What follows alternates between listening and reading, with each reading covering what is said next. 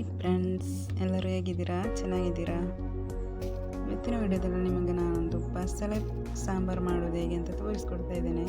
ಬಸಳೆ ಮತ್ತು ಪಪ್ಪಾಯ ಎರಡನ್ನು ನಮ್ಮ ಮನೆಯಲ್ಲೇ ಆದದ್ದು, ಅದನ್ನು ಎರಡನ್ನು ಸಹ ಕ್ಲೀನ್ ಮಾಡ್ಕೊಳ್ತಾ ಇದ್ದೇನೆ. ಫಸ್ಟ್ ತೊಳ್ಕೊಂಡು ಮತ್ತೆ ಕಟ್ ಮಾಡ್ತಾ ಇದ್ದೇನೆ.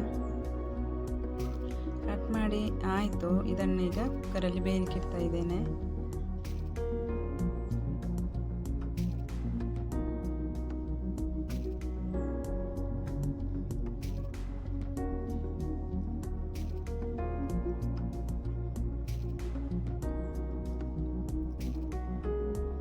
ಇನ್ನು ಇದಕ್ಕೆ ಒಂದು ಈರುಳ್ಳಿ, ಒಂದು ಟೊಮೆಟೊ ಕಟ್ ಮಾಡಿ ಇಟ್ಟಿದ್ದೇನೆ, ಅದನ್ನು ಸಹ ಹಾಕೊಳ್ತಾ ಇದ್ದೇನೆ.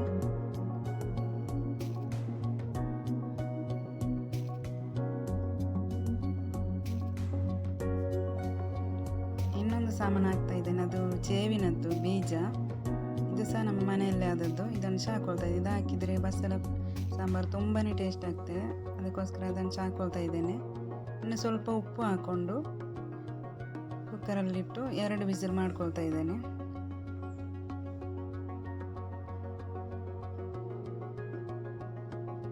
ಎರಡು ವಿಸಿಲ್ ಆದರೆ ಇದು ಚೆನ್ನಾಗಿ ಬೇಯ್ತದೆ.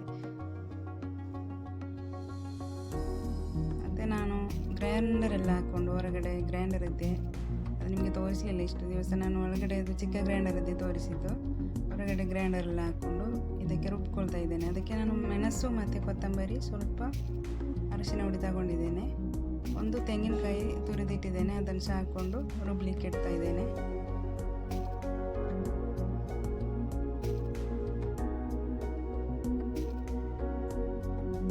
ರುಬ್ಬಿ ಆಯ್ತಾ ಬಂತು, ಈಗ ರೆಡಿ ಆಗ್ತಾ ಉಂಟು.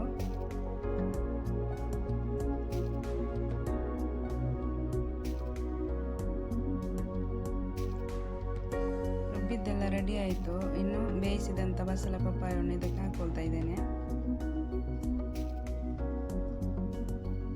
ಅದನ್ನು ಹಾಕಿ ಕುದಿಸಿದರೆ ಬಸಳೆ ಸಾಂಬಾರು ರೆಡಿ ಆಯಿತು.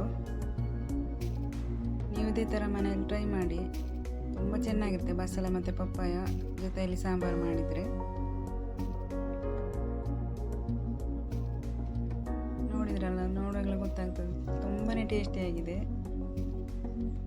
ಈಗ ಬಸಳೆ ಸಾಂಬಾರು ರೆಡಿ ಆಯಿತು. ನನ್ನ ವಿಡಿಯೋ ಇಷ್ಟ ಆದರೆ ಲೈಕ್ ಮಾಡಿ, ಶೇರ್ ಮಾಡಿ, ಅದೇ ಥರ ಸಬ್ಸ್ಕ್ರೈಬ್ ಮಾಡಿ. ಹೊಸಬ್ರಾದರೆ ಸಬ್ಸ್ಕ್ರೈಬ್ ಮಾಡ್ಕೊಂಡು ಸಪೋರ್ಟ್ ಮಾಡಿ.